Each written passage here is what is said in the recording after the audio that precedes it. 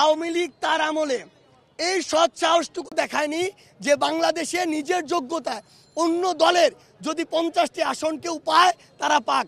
আওয়ামী লীগ চোরের মতো ডাকাতের মতো প্রত্যেকটি আসনে ভোট না করে ভোট চুরি করে 300টি আসনেই তাদের সদস্য বা প্রার্থী দিয়েছে।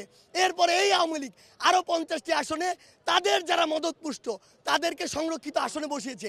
অর্থাৎ এই 350 আসনেই যারা ছিল তারা এক একজন ফ্যাসিস্ট এবং তারা ফ্যাসিস্টের আদর্শ লালনকারী।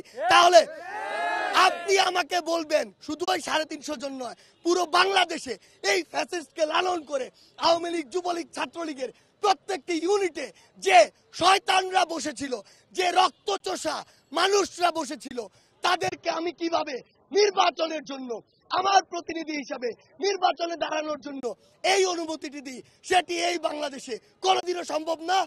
অর্ধেক পাউডারে দ্বিগুণ উজ্জ্বলতা, নতুন রিন অ্যাডভান্সড অর্ধেক পাউডারে দ্বিগুণ উজ্জ্বলতা। সবাইকে বিচারের আওতায় আসতে হবে এবং এই 16 বছরে মানুষের উপর যে অত্যাচার করেছে, নির্যাতন করেছে, তার হিসাব দিতে হবে। আগে তার জন্য শাস্তি পেতে হবে, তারপর জনগণ নির্ধারণ করবে সে নির্বাচনে দাঁড়াতে পারবে নাকি পারবে না।